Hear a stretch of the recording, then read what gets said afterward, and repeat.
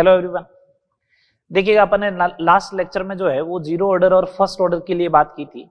आज अपन आगे उसके बाद करेंगे, कुछ एक क्वेश्चन करवाऊंगा पहले मैं, उसके बाद pseudo first order and parallel first order and then monitoring of the reaction के ऊपर बात करेंगे। ठीक है, चलो मैं स्टार्ट करता हूं क्वेश्चन से। प्रीवियस ईयर के भी करवाएंगे आज। ठीक है, क्वेश्चन से स्टार्ट कर रहा हूं। अगर आपको ऐसा दे रखा हो, 10 क्वेश्चन लास्ट लेक्चर में भी हुए थे, उससे पहले वाले लेक्चर में 10 हुए थे, उससे पहले वाले में 14 हुए थे, इसका मतलब अभी तक अपन ने 34 क्वेश्चन कर चुके हैं। एक फर्स्ट ऑर्डर के लिए एक रिलेशन लिखा मैंने, फर्स्ट ऑर्डर रिएक्शन T99% जो होता है वो n टाइम्स होता है T90% का, है ना। तो आपको बोला what is the value of n क्या होगी, ये पूछा जा रहा है। आराम से समझिएगा, आराम से देखिए। T99% की बात करते हैं, इसका मतलब 99% कंप्लीट हो गया, तो पीछे कितना बच गया 1। चलो 1 बच गया है। 2.303 अपॉन K1 लॉग इनिशियल 100 लिया जाए तो फाइनल 1 होगा, तो ये कितना आ जाएगा, लॉग 100 की वैल्यू कितनी होती है भैया, 2 होती है, ये लो। अच्छा T90% की बात करें, 90% होता है 2.303 अपॉन K1 लॉग 90% कंप्लीट हो गया, इनिशियल 100 ले तो लास्ट में 10 बचनी चाहिए, तो लॉग 10 की वैल्यू कितनी होती है, लॉग 10 की वैल्यू कितनी होती है बोलो 1। 2.303 अपॉन K1, तो आपको सीधा ऐसा दिख रहा है, यहाँ पे 2 का मल्टीप्लाई और यहाँ पे मल्टीप्लाई 1 का है। इसका मतलब 99% रिएक्शन कंप्लीट होने में जो टाइम लगता है वो 90% का डबल लगेगा। 99% रिएक्शन कंप्लीट होने में जो टाइम लगता है वो 90% का क्या लगता है, डबल लगता है। ये सिंपल सा क्वेश्चन हो गया। ठीक है, मैं आपको एक रिजल्ट बता रहा हूं, स्टैंडर्ड रिजल्ट है इसलिए अपन डिराइव मतलब ये बात की है। जब भी 99 का डिजिट हो सामने 90 का हो, तो 99 में जितने 9 होंगे ना उतना ही यहाँ पे वो डिजिट आएगा। 99 में कितने डिजिट है, 2 9 है, तो यहाँ पे 2 आ गया। सिमिलर वे में अगर आप ऐसा बोलते हो T99.9%, तो कितने 9 हो गए 3, ये लो। अगर T99.99% की बात होगी तो कितने 9 आ गए 4, ये आ जाएगा। अगर T99.999% की बात होगी तो 5 आ जाएगा, समझ रहे हो बात। और अगर T99 ये होंगे तो 8 आ गए, तो 8 टाइम्स T90% हो जाएगा, समझ गए बात। तो ये बेसिकली ये। अब इसमें हो सकता है आपको डेटा देके क्वेश्चन को डील किया जाए, डेटा देके क्वेश्चन को डील किया जाए मतलब का क्या, 90% की वैल्यू दे रखी हो, 99% की वैल्यू दे रखी हो और फिर क्वेश्चन डील करवाए, बात एक ही है ना। चले आगे सेकंड नंबर क्वेश्चन देखे। सेकंड नंबर क्वेश्चन देखे, मेरे को ऐसा दे दे कि T90% जो है वो n टाइम्स T50% होता है, फर्स्ट ऑर्डर के लिए बात चल रही है, तो what is the value of n, ये पूछा जाए। बहुत अच्छा क्वेश्चन है। लास्ट क्लास में अपन एक डेरिवेशन किया था, देखे T99.9% जो होता है वो 10 टाइम्स होता है T50% का होता है, और आज मैंने बोला 99.9% होता है 3 टाइम्स T90% का, तो इसका मतलब ये दोनों बराबर होने चाहिए। तो T90% जो होगा वो होगा 10/3 T50%। T90% जो होगा वो कितना होगा 10/3 T50%। बोलो सही बात, बोलिए भैया। ये हो जाएगा फर्स्ट ऑर्डर के लिए। ठीक है, और देखो इससे रिलेटेड क्वेश्चन, ये 2 क्वेश्चन स्टैंडर्ड मेरे को करवाने थे। ठीक है, और देखे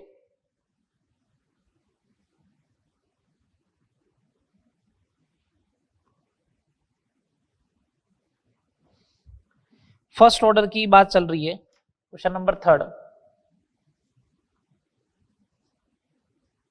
एक फर्स्ट ऑर्डर रिएक्शन है, उसमें कंसंट्रेशन जो है रिएक्टेंट की 200 से 100 होने में जो टाइम लगता है वो अगर मान लो 50 मिनट का लगता है, तो 12.5 होने में टाइम कितना लगेगा, यहां से यहां कितना टाइम लगेगा, आपसे ये पूछा जा रहा है, बताइए।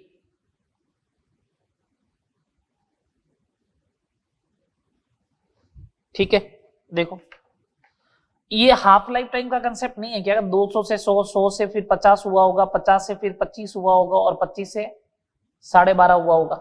हाफ लाइफ टाइम का ही तो कंसेप्ट है। फर्स्ट ऑर्डर में बताया था हाफ लाइफ टाइम जो होती है, सुनना बात को, फर्स्ट ऑर्डर में हाफ लाइफ टाइम जो होती है वो डिपेंड नहीं करती है इनिशियल कंसंट्रेशन के ऊपर, कांस्टेंट होती है। तो इसका मतलब ये हाफ लाइफ टाइम है 50 मिनट, तो यहाँ पे भी 50 मिनट का ही टाइम लगना चाहिए, यहाँ पे भी 50 मिनट का ही टाइम लगना चाहिए, यहाँ पे भी 50 मिनट का टाइम लगना चाहिए। तो ये ओवरऑल टाइम कितना हो गया? 150 मिनट। कितना होगा? 150 मिनट। बस सिंपल सा क्वेश्चन हो गया। चले आगे करें बात क्वेश्चन की, बोलो।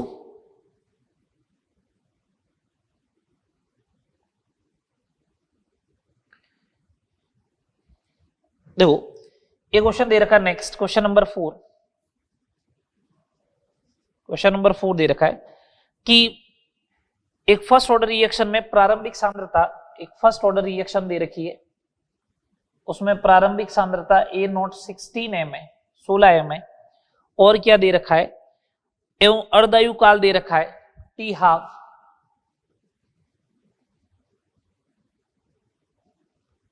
इतना मिनट है। ठीक है, क्या पूछा है? क्या पूछा है? अभिक्रिया की प्रारंभिक दर ज्ञात करो।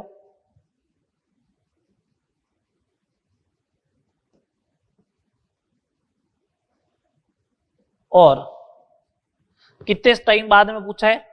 27.72 इंटू 10⁻³ मिनट के बाद दर ज्ञात करो, है ना? ये क्वेश्चन पूछा गया है बेसिकली।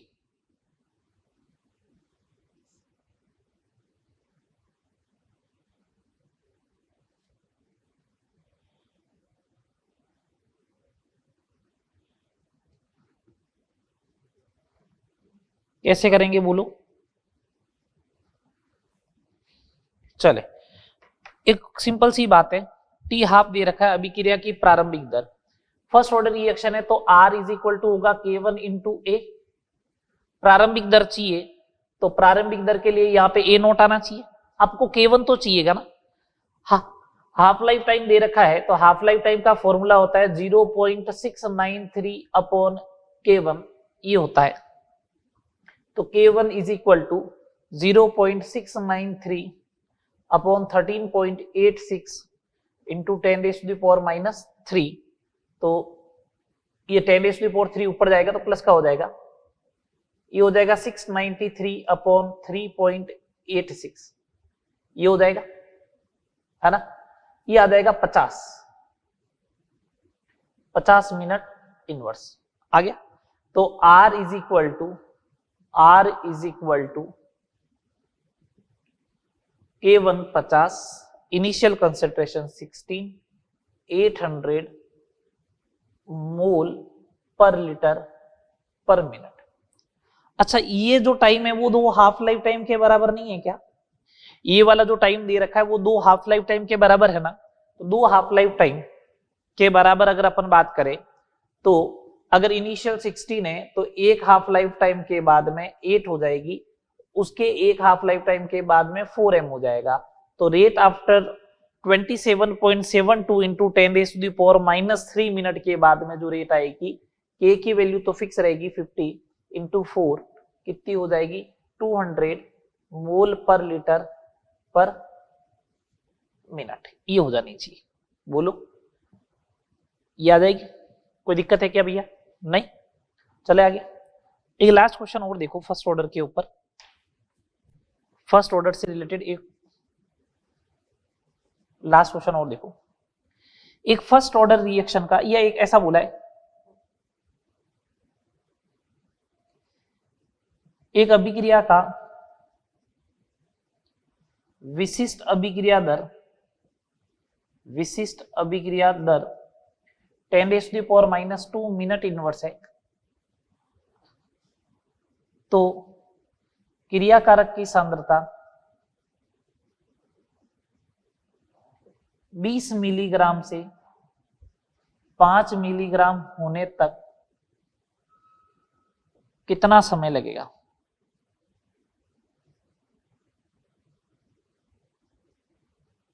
होने तक कितना समय लगेगा। ठीक है, सिंपल सा क्वेश्चन है। एक अभिक्रिया का विशिष्ट अभिक्रिया दर, विशिष्ट अभिक्रिया दर जो होता है ना, specific rate of the reaction, English में बोलते हैं specific rate of the reaction, ये बोलते हैं के को। क्यों बोलते हैं के को, उसकी बात सुनना कि R बराबर के होता है कब, when concentration of all reactant, सभी क्रियाकारक की सांद्रता कितनी हो, 1 हो। इसलिए इसे क्या बोलते हैं, विशिष्ट अभिक्रिया दर। दर नियतांक विशिष्ट अभिक्रिया दर भी कहते हैं, क्योंकि जब सभी क्रियाकारक की सांद्रता 1 होगी, जब सभी क्रियाकारक की सांद्रता 1 होगी, उस कंडीशन में, जब सभी क्रियाकारक की सांद्रता 1 होगी, उस कंडीशन में R इज इक्वल टू क्या होगा, K होगा। समझ में आ रही है बात। चलो, अब इसका मतलब ये K है, तो T हाफ कैलकुलेट कर लो। T half is equal to 0.693 upon K, 69.3 minute आ जाएगा। अब आपने कहा सर ये आपने टी हाफ क्यों कैलकुलेट किया, दो, मैंने कहा जब भी मेरे को ऐसा दिखेगा ना 20 का आधा 10, 10 का आधा 5, तो इसका मतलब हाफ लाइफ टाइम का कंसेप्ट चलेगा ही चलेगा। मेरे को ऑब्जर्वेशन देखते ही मालूम चल गया कि हाफ लाइफ टाइम का कंसेप्ट लगना, इसलिए मैंने हाफ लाइफ टाइम कैलकुलेट कर ली। 20 से 10 होने में टाइम कितना लगेगा, हाफ लाइफ टाइम, और 10 से 5 होने में कितना टाइम लगेगा, हाफ लाइफ टाइम, तो टोटल कितना टाइम लग गया, 2T हाफ। 2T हाफ का मतलब 138.6 मिनट। बात क्लियर भैया। ठीक है, ये अपनी ओवरऑल बात हो गई। कितने क्वेश्चन करवा दिए मैंने, 5। ठीक है, कुछ मॉड्यूल के करते प्रीवियस ईयर के, जिससे आपको आइडिया चल जाए, फिर अपन आगे बात करेंगे।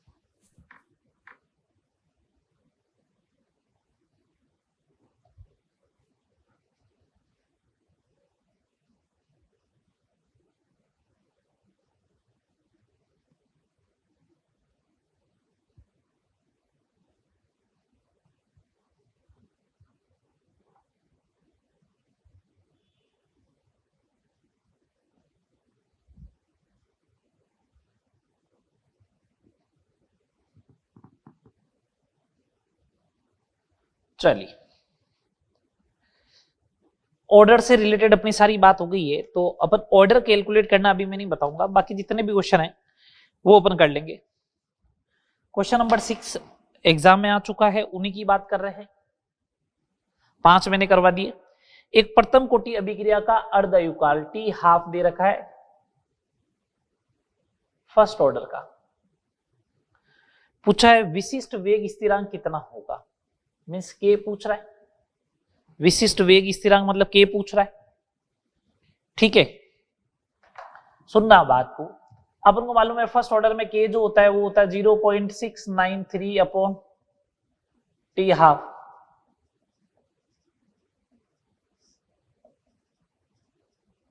ये हो जाएगा। अगर मैं ओवरऑल बात करूं तो ये 1/2 होगा, मीन्स 0.5 इंटू 10⁻³ सेकेंड इनवर्स आ जाएगा। ठीक है,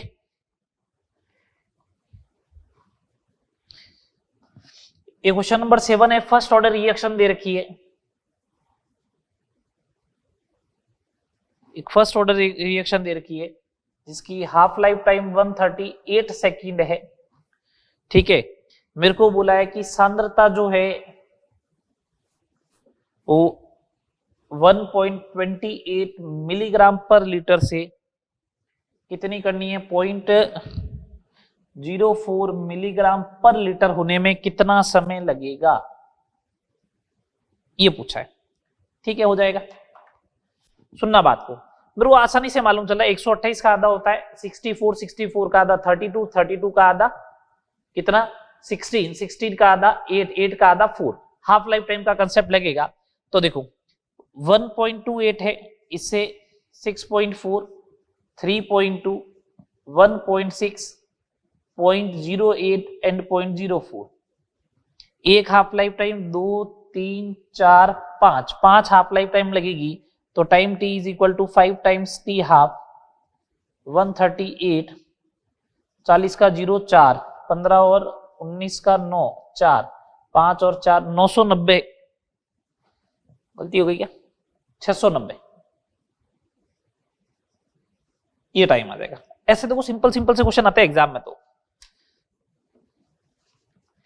ठीक है। और बात करें,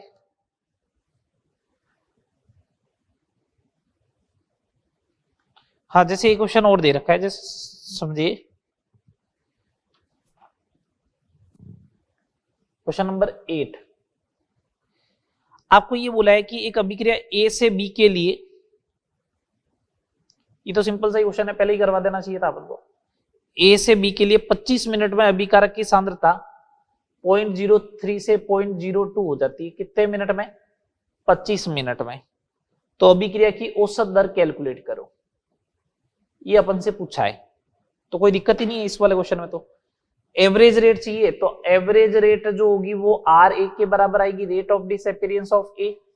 बड़े में से छोटा माइनस कर दो, तो 0.03 माइनस 0.02 डिवाइड बाई 25 मिनट है, तो अपन को आंसर किस में देना है, सेकंड में देना है, तो 0.01 अपॉन 150 ये आ जाएगा।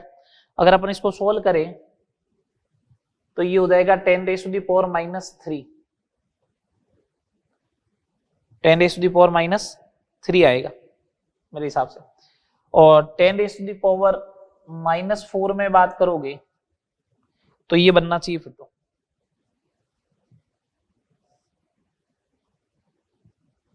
सॉल्व कर लो, ये बन जाएगा 1/15 का मतलब, ठीक है। क्वेश्चन नंबर 9, मैं एक ही क्वेश्चन करवा रहा हूं आपको, देखो आराम से। क्वेश्चन नंबर 9, एक अभिक्रिया X कन्वर्ट हो रहा है उत्पाद में, X कन्वर्ट हुआ प्रोडक्ट में, बोला ये फर्स्ट ऑर्डर रिएक्शन है, फर्स्ट ऑर्डर रिएक्शन है। 40 मिनट में X की सांद्रता 0.1 से 0.025 होने में 40 मिनट लगे, तो अपन को पूछ रहा है कि जब सांद्रता 0.01 है तो अभिक्रिया का वेग बताओ। तो इसका मतलब अगर आपको फर्स्ट ऑर्डर रिएक्शन है ना, अगर ये तो फर्स्ट ऑर्डर रिएक्शन है, तो अपन को तो चाहिएगा R is equal to K1 into A की वैल्यू दे दी, इसका मतलब K1 चाहिए, है ना। कहीं न कहीं ये डेटा देखो 0. इसको अगर 100 मानते हो तो इसको 25 मानते हो, तो मतलब 2 हाफ लाइफ टाइम का डेटा है, तो ये 2 हाफ लाइफ टाइम के बराबर है। तो इसका मतलब हाफ लाइफ टाइम किसके बराबर आएगा, 20 मिनट के। किसके बराबर आएगा, 20 मिनट के। अपन को आंसर मिनट में ही देना है, तो K1 कितना आएगा, 0.693 अपॉन 20, ये वैल्यू पुट कर दो, 0.693 अपॉन 20 और इसकी वैल्यू 0.01। बस इसको सोल्व कर लो। अगर इसको सोल्व करते हो तो 10 रेज़ टू द पावर ये बन जाएगा -5, 693 upon 20 into 10 raise to the power -5, ठीक है। ये 3 पॉइंट समथिंग कुछ बनेगा, तो 3.47 into 10 raise to the power -5 बन जाएगा। चले आगे क्वेश्चन देखिए। नेक्स्ट प्रॉब्लम देखिएगा, क्वेश्चन नंबर 10। आपको दे रखा है कि यदि ए से बी के लिए एक ये रिएक्शन है, इसके लिए वेग स्थिरांक, दर स्थिरांक 0.6 into 10 raise to the power -3 मोल प्रति सेकंड, मोलारिटी पर सेकंड है, तो इसका मतलब जीरो ऑर्डर रिएक्शन हो गई। यहां से ये कंफर्म होता है। ए की सांद्रता 5 है, तो बोला 20 मिनट बाद में कितनी होगी, ठीक है। तो ये ऑर्डर तो जीरो हो गया, ये तो मालूम चल गया। अगर जीरो ऑर्डर है तो मेरे को मालूम है A0 minus AT is equal to K0 into t, तो लगेगा ही लगेगा। बोलो भैया, अगर ऐसा लगेगा तो ये 5 है माइनस AT, K0 कितना है 0.6 into 10 raise to the power -3। अगर ये सेकंड में है तो 20 मिनट का मतलब हो जाएगा ये लो, ठीक है। तो 5 माइनस 80 इज इक्वल टू, ये 2 जीरो से एक पावर कैंसिल आउट हो गया 12, 12 को 6 से 7.2, मतलब 0.72, तो 80 बराबर 5 माइनस 0.72 है ना, ये आएगा। अपन से पूछिए बी की सांद्रता कितनी होगी, इसका मतलब आप यहां लिख रहे हो 5 माइनस 0.72, तो इसका मतलब इधर 72 बनेगा, तो सांद्रता ऑफ बी जो आएगा वो कितना आएगा 0.72 एम आ जाएगा। ठीक है, नेक्स्ट क्वेश्चन की बात करें,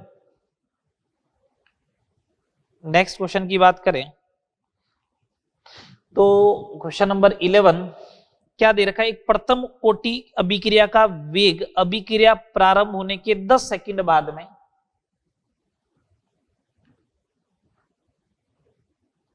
ये वेग है, और 20 सेकंड बाद में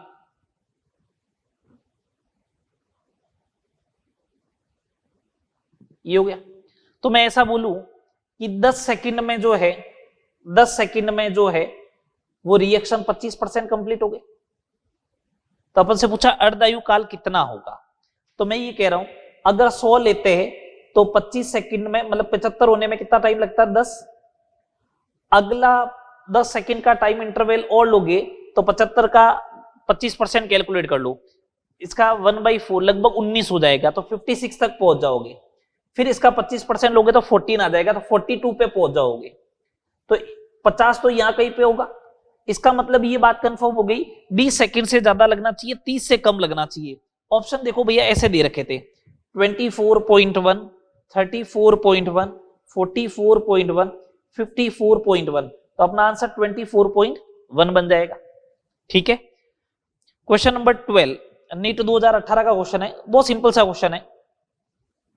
ठीक है, प्रथम कोटि एवं द्वितीय कोटि अभिक्रिया में सही डिफरेंशिएट कौन है, सही विभिन्नता क्या है। प्रथम कोटि की अभिक्रिया को उत्प्रेरित किया जा सकता है, द्वितीय कोटि की अभिक्रिया को उत्प्रेरित नहीं किया जा सकता है। उत्प्रेरित तो आप किसी भी अभिक्रिया को कर सकते हो, गलत है। प्रथम कोटि की अभिक्रिया का वेग अभिकारकों की सांद्रता पर निर्भर करता है, सही है, डायरेक्टली प्रोपोर्शनल टू ए आएगा, सेकंड ऑर्डर में ए का स्क्वायर आएगा। जबकि ये बोला द्वितीय कोटि अभिक्रिया का वेग अभिकारक की सांद्रता पर निर्भर नहीं करता है, तो गलत हो गया ये तो। प्रथम कोटि की अभिक्रिया की अर्धायु ए नॉट पर निर्भर नहीं है, बात सही है। द्वितीय कोटि की अभिक्रिया की अर्धायु ए नॉट पर निर्भर होती है, बिल्कुल होगी, सिर्फ फर्स्ट ऑर्डर की नहीं होती है, तो इसका मतलब थर्ड आंसर अपना सही हो गया। ठीक है, क्वेश्चन नंबर नेक्स्ट अगर मैं बात करूं, देखो 11-12 मैंने बोल दिया। क्वेश्चन नंबर 13, जब अभिकारक की सांद्रता प्रारंभिक सांद्रता को दुगुना किया जाए तो शून्य कोटि अभिक्रिया के लिए अर्धायु काल क्या होगा। अगर बात करें जीरो ऑर्डर में directly proportional to A naught, जब इसको डबल किया, ए नॉट को डबल किया तो टी हाफ भी तो डबल हो जाना चाहिए। ठीक है, क्वेश्चन नंबर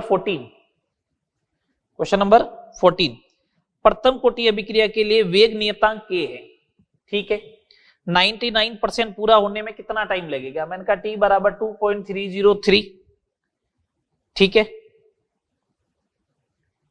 अपॉन के लॉग 99%, 100 लोगे तो 1 आ जाएगा, तो वहां से बन जाएगा 4.606 अपॉन के, ये बन जाएगा। लो सिंपल सा। कितने क्वेश्चन हो गए, 14 क्वेश्चन आज के लेक्चर में मैंने आपको डिस्कस कर लिए। ठीक है, अब अपन आगे बात करेंगे, आओ बात करते हैं आगे। तो देखो जीरो ऑर्डर फर्स्ट ऑर्डर से रिलेटेड 23-24 क्वेश्चन की अपन ने बात कर ली, 24 क्वेश्चन की बात की है, 10 क्वेश्चन कल करवाए थे, 14 आज हो गए।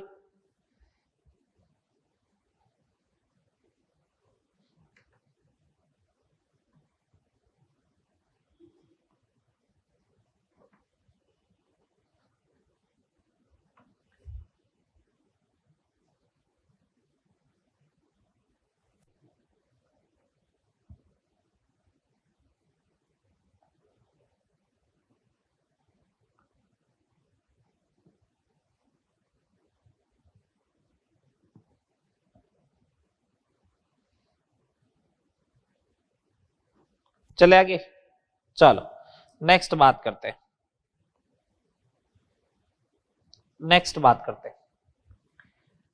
स्यूडो फर्स्ट ऑर्डर रिएक्शन छद्म कोटि अभिक्रिया, स्यूडो फर्स्ट ऑर्डर रिएक्शन छद्म प्रथम कोटि अभिक्रिया।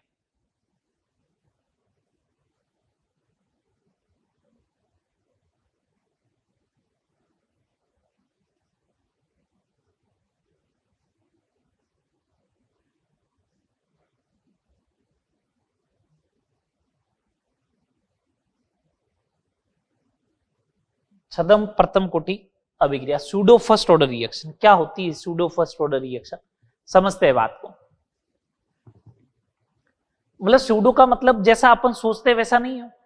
तो ऐसी अभिक्रियाएं जिनका वास्तविक ऑर्डर मतलब एक्चुअल ऑर्डर जो है वो अगर एक्सपेक्टेड ऑर्डर से डिफरेंट आए, मतलब अपन एक्सपेक्टेड करते इतना आना चाहिए लेकिन उससे क्या है भिन्न आए, तो उसे अपन बोलेंगे सूडो ऑर्डर रिएक्शन। तो सिंपल सी इसकी डेफिनेशन हो जाएगी, ऐसी अभिक्रियाएं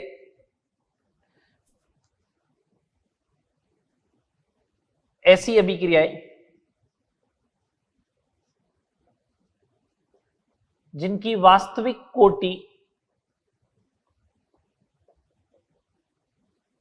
एक्सपेक्टेड आभासी कोटि या expected order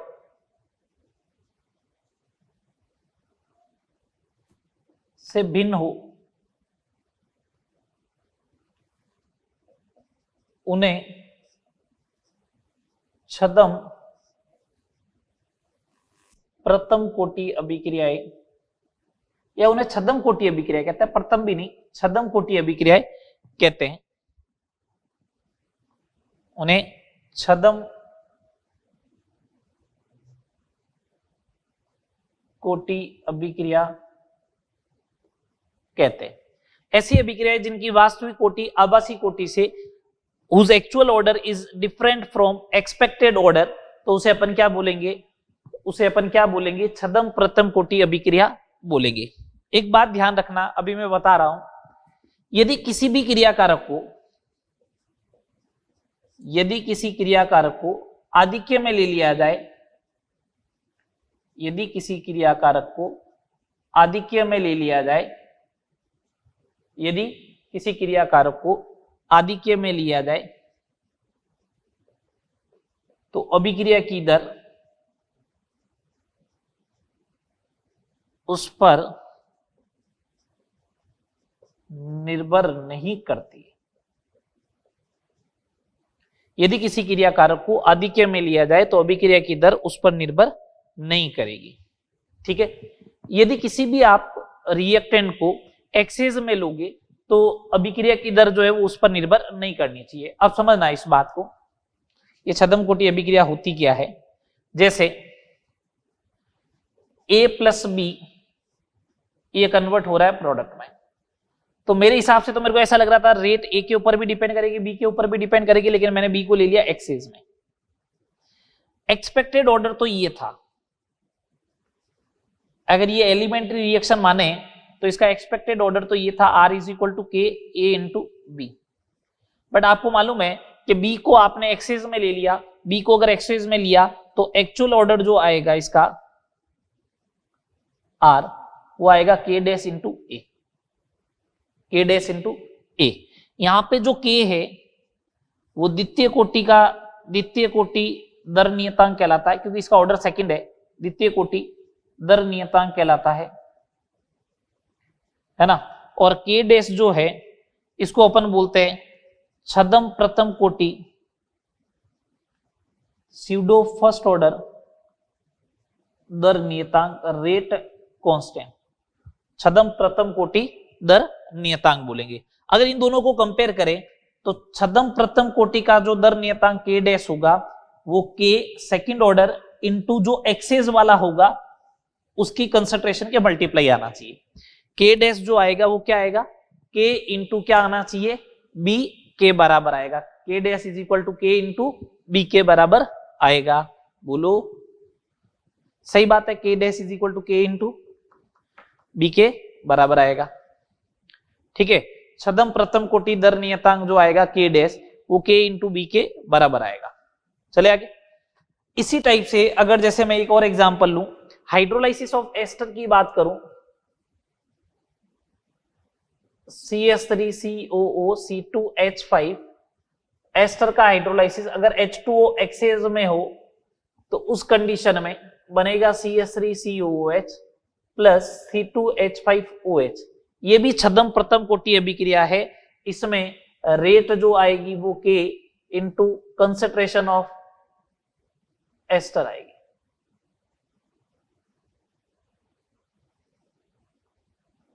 rate is equal to आएगा K into concentration of ester, बस ये आएगा। देखते हैं इसके ऊपर एक दो न्यूमेरिकल सिंपल से, और उसके बाद अपन आगे बात करते हैं। ठीक है भैया,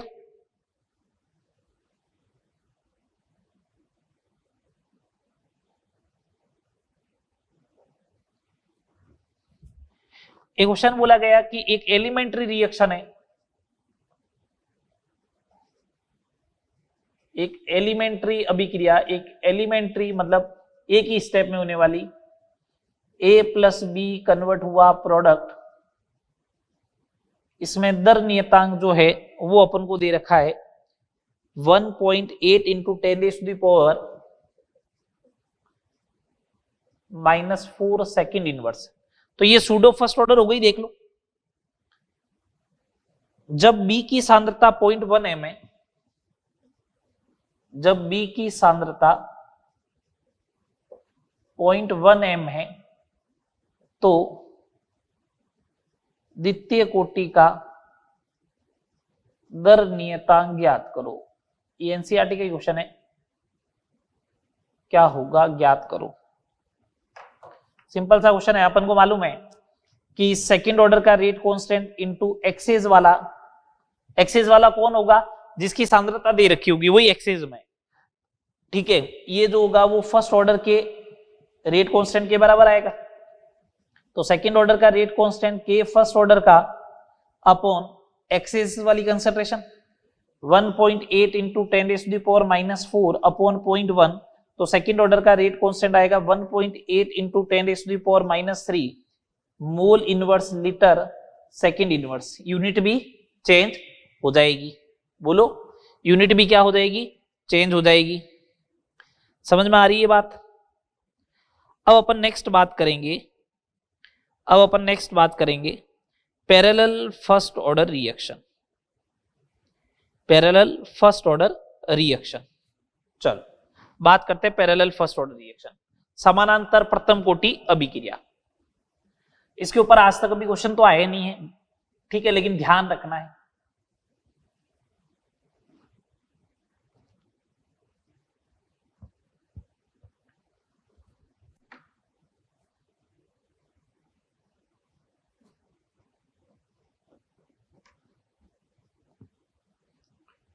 चलो, पैरेलल फर्स्ट ऑर्डर रिएक्शन, समानांतर प्रथम कोटि अभिक्रिया।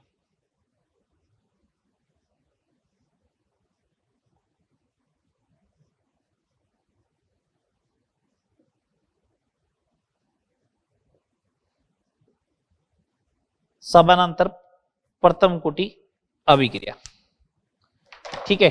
चलो समझना बात को, इसका क्या मतलब होता है पैरेलल फर्स्ट ऑर्डर, कि एक रिएक्शन जो है उसमें दो प्रोडक्ट बनने की पॉसिबिलिटी हो।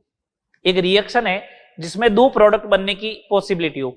अगर जैसे सपोज करो, मैं अगर किसी एल्काइल हैलाइड के ऊपर अगर न्यूक्लियोफाइल का अटैक करवाता हूं, तो अगर SN1 का मोड भी हो सकता है और SN2 का मोड भी हो सकता है। ये SN1 SN2 के जो दो मोड रहेंगे ये एक दूसरे के पैरेलल चलेंगे। तो उस रिएक्टेंट एक है, उस कंडीशन में प्रोडक्ट दो बनने की पॉसिबिलिटी जब होती है तो उसको अपन बोलते हैं पैरेलल रिएक्शन बोलते हैं। अपन को पढ़ना किसके बारे में है, पैरेलल फर्स्ट ऑर्डर रिएक्शन के बारे में ही पढ़ना है, ठीक है। चलो सुने बात को बिल्कुल सिंपल तरीके से। एक रिएक्शन ली मैंने ए, ये पैरेलली एक तो बी में कन्वर्ट हो सकता है और एक सी में कन्वर्ट हो सकता है।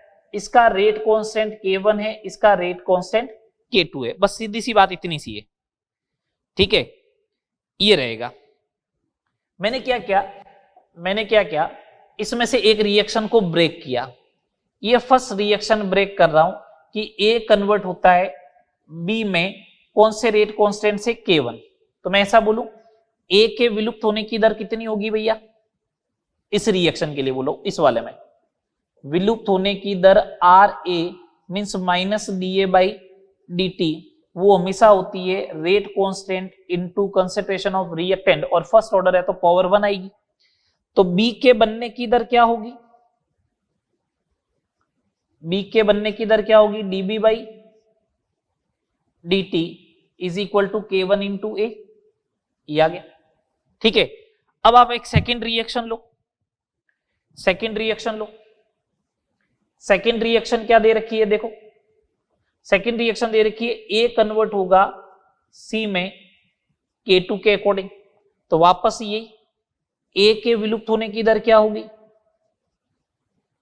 ए के विलुप्त होने की दर minus d A by d t is equal to K2 into A. अच्छा, बी के बनने की दर क्या होगी यहां पे, सॉरी सी के बनने की दर डीसी बाई डी टी, वो क्या होगी K2 इंटू ए, ये हो गया। ठीक है, ये दो अलग अलग रिएक्शन में मैंने इसको स्प्लिट कर दिया। आगे सुनना बात को आराम से, आगे आराम से सुने। अब अगर मैंने इसको दो रिएक्शन में स्प्लिट कर दिया तो ए तो 2 मोल, अगर ए यहां पे टूटता है 3 मोल इधर टूटता है, तो ए ओवरऑल विलुप्त कितना हुआ, 2 + 3 5 ही तो होगा। पहली रिएक्शन में ए के 2 मोल टूटते हैं, दूसरी रिएक्शन में ए के 3 मोल टूटते हैं, तो ओवरऑल ए तो 5 टूटा ना, तो ए के कुल विलुप्त होने की दर, ए के कुल विलुप्त होने की जो दर आएगी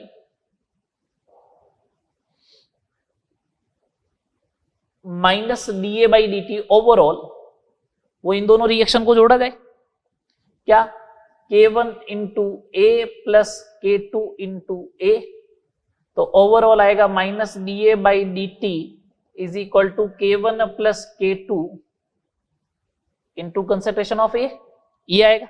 अगर ऐसा आता है तो सुने, अपन को तो ऐसा लिखना चाहिए था minus d A by d t is equal to k overall, इस रिएक्शन का ओवरऑल रेट कांस्टेंट अगर के है तो कंपेयर करें, तो के ओवरऑल जो होगा वो होगा K1 प्लस K2, इसके बराबर आएगा भैया, k overall is equal to K1 plus K2, इसके बराबर आएगा। कोई दिक्कत है क्या, नहीं, ये ओवरऑल आ जाएगा, ये ओवरऑल रेट कांस्टेंट है। अच्छा, अगला पॉइंट देखें, आप एक काम करें, डीबी अपॉन डीसी करें, डीबी अपॉन डीसी करोगे मतलब इन दोनों को आपस में डिवाइड करें तो K1 अपॉन K2 बचेगा। ठीक है, ये हो जाएगा concentration of B upon concentration of C is equal to K1 by K2। एक काम करो, दोनों साइड एक ऐड कर दो, तो ये हो जाएगा concentration of B plus concentration of C, ये प्रोडक्ट हो गया total K1 plus K2 upon K2। तो अगर मैं ऐसा बोलूं कि concentration of C upon concentration of B plus concentration of C is equal to K2 upon K1 plus K2, ये हो जाएगा। तो मैं ओवरऑल ऐसा बोलूं, percentage of C in product mixture, किसमें बात कर रहा हूं, उत्पाद मिश्रण में, ओवरऑल नहीं बोल रहा हूं, उत्पाद मिश्रण में percentage of C in product mixture, तो वो क्या होगा, सी अपॉन टोटल प्रोडक्ट कौन होता है, बी प्लस सी इंटू 100, ये किसके बराबर होगा, K2 upon K1 plus K2 into 100 के बराबर होगा। बोलो, यही तो होगा, K2 upon K1 plus K2 into 100 हो जाएगा। ठीक है, सॉरी, ठीक है। इसी टाइप से percentage of be in product mixture जो होगा वो किसके बराबर आएगा, K1 इसका rate constant upon K1 plus K2 into 100। मैं तो आपको ओवरऑल बात एक ही कहता हूं, मैं आपको ओवरऑल बात एक ही कहता हूं, जिसका रेट कांस्टेंट ज्यादा होगा प्रोडक्ट वही ज्यादा बनेगा, जिसका रेट कांस्टेंट ज्यादा होगा पैरेलल रिएक्शन में प्रोडक्ट उतना ही ज्यादा उस वाली रिएक्शन का बनेगा। अगर बी K1 ज्यादा है तो बी ज्यादा बनेगा, K2 ज्यादा है तो सी ज्यादा बनेगा। सिंपल से एक दो क्वेश्चन की बात डील करते हैं अपन।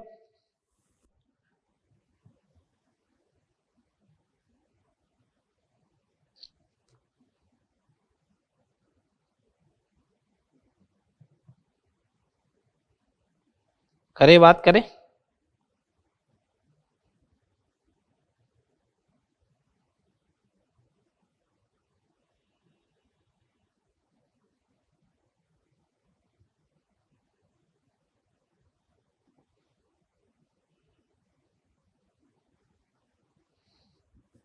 चलो दो क्वेश्चन की बात करता हूं। पहला क्वेश्चन, एक ए है, ये A1 में टूट रहा है रेट कांस्टेंट K1 से, पैरेलली A2 में ब्रेक होगा K2 से, पैरेलली A3 में जाएगा K3 से, ऐसे ऐसे चलता रहेगा, तो लास्ट में जाके AN में ब्रेक होगा अकॉर्डिंग टू Kn। मेरे को पूछे माइनस dA/dt कितना होगा, एक तो,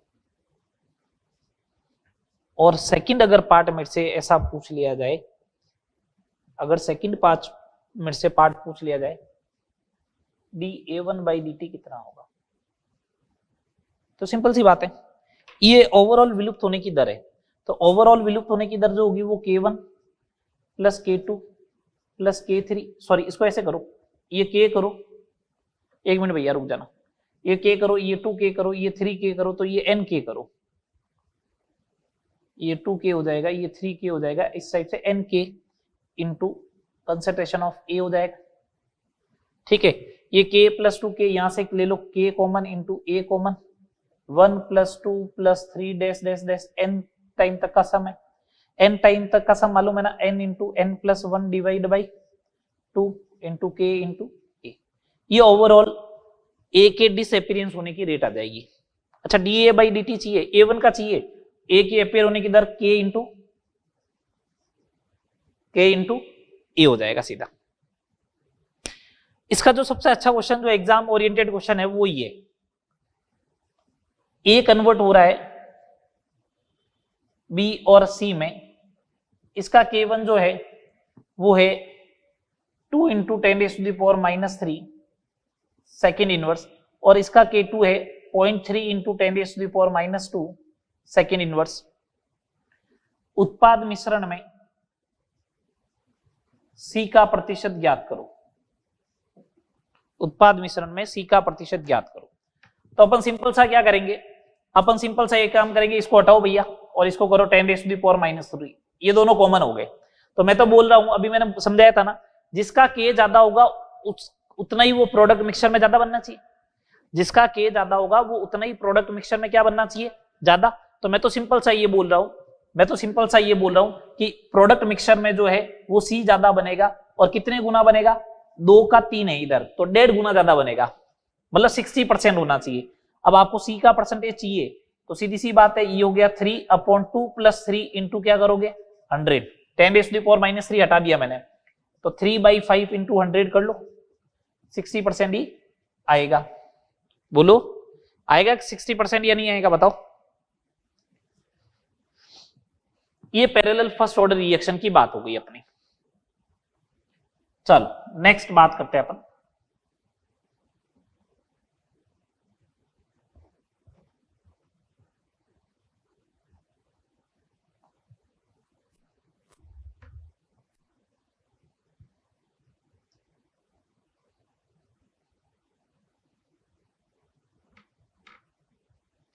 अब अपन बात करेंगे अभिक्रिया को दाब के पदों में, अभिक्रिया की दर दाब के पदों में, क्योंकि दाब वाला एक भी क्वेश्चन नहीं किया अभी तक अपन ने, है ना।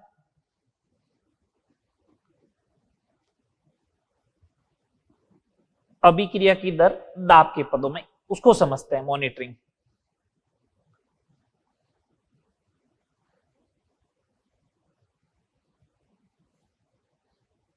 अब अपन बात करते हैं अभिक्रिया की दर दाब के पदों में। अभिक्रिया की दर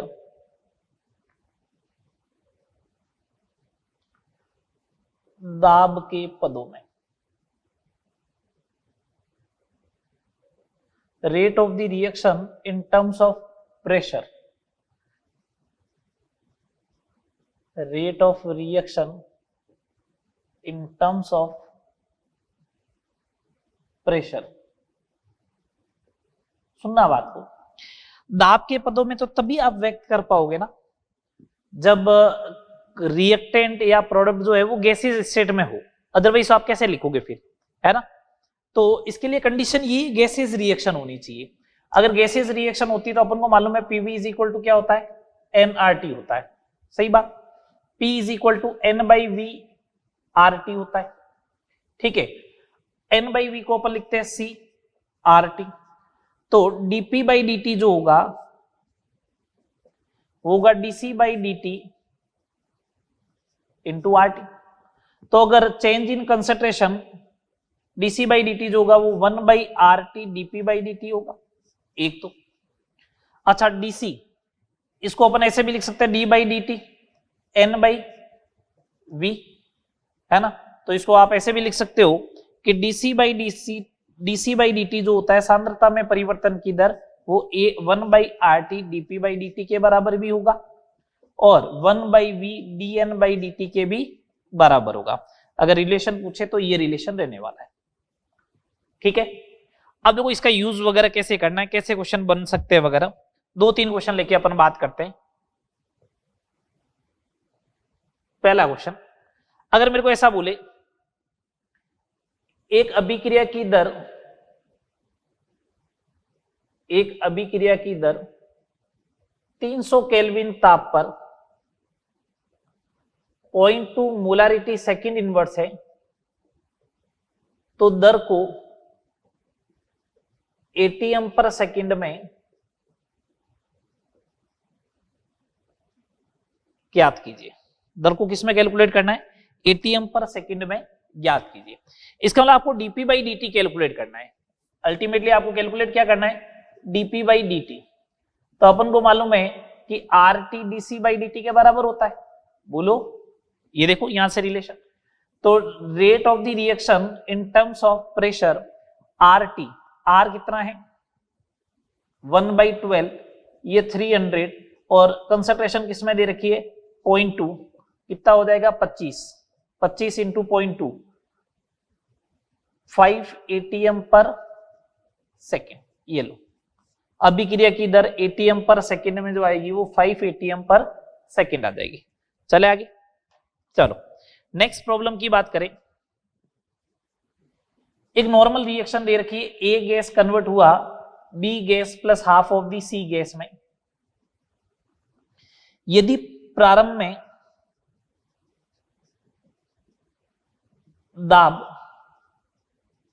100 mm Hg है और 5 मिनट पश्चात कुल दाब 120 mm ऑफ Hg हो जाए, तो अभिक्रिया की औसत दर ज्ञात करो। यहां पे ये कहीं पे नहीं लिखा हुआ है कि ये 0 ऑर्डर है, फर्स्ट ऑर्डर है, कोई जरूरत भी नहीं पड़ेगी अपन को, औसत दर ज्ञात करनी, ठीक है। अपन को मालूम है t बराबर 0 पे ये 100 है, तो ये 0 होगा, ये 0 होगा। इसको मैं 100 माइनस x या 100 माइनस p लिखूंगा, तो इधर p आएगा, इधर p/2 आएगा। तो टोटल प्रेशर कितना हो गया, बोलो भैया। टोटल प्रेशर हो गया 100 माइनस p प्लस p/2, तो ये हो जाएगा 100 plus p/2 is equal to 120। तो p इज इक्वल टू आ जाएगा 40 mm ऑफ Hg, ये आ जाएगा 40 mm ऑफ Hg, ठीक है।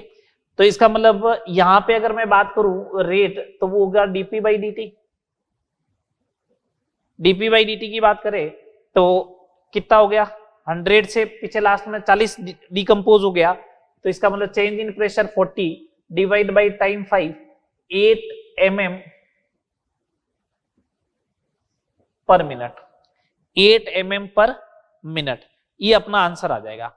8 mm पर मिनट, ये अपना आंसर आ जाएगा, बोलो सही बात। चलो ठीक है, आगे बात करते हैं। ये सिंपल से क्वेश्चन है।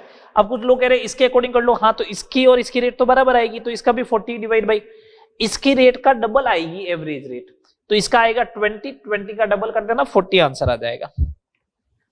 एक फर्स्ट ऑर्डर के लिए रिएक्शन लेके बात करते हैं। एक फर्स्ट ऑर्डर रिएक्शन है, ए गैस जो है वो कन्वर्ट हो रहा है 2B gas plus C gas में। अपन को ये बोला T बराबर 0 पे कुल दाब P नॉट है और T equal to T time पे P जो है वो P टोटल है, तो इस अभिक्रिया का K1 ज्ञात करो। अगर ये फर्स्ट ऑर्डर रिएक्शन है तो जिस टाइप से K1 का जो आप फॉर्मूला लिखते हो, K1 का आप जो फॉर्मूला लिखते हो 2.303 upon T log A0 upon AT, ये कंसेंट्रेशन होती है रिएक्टेंट की, कंसेंट्रेशन ऑफ रिएक्टेंट। तो अब तुम लोगों को प्रेशर ऑफ रिएक्टेंट पुट करना पड़ेगा इस क्वेश्चन में। क्या पुट करना पड़ेगा, pressure of the reactant put करो। स्टार्टिंग प्रेशर इसका P0 है, ये 0 ये 0।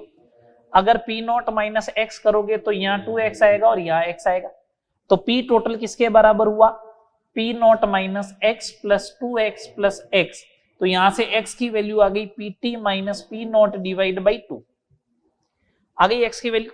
अगर x की वैल्यू ही आई तो किसी पर्टिकुलर टाइम पे प्रेशर ऑफ ए कितना होगा, पी नॉट माइनस एक्स,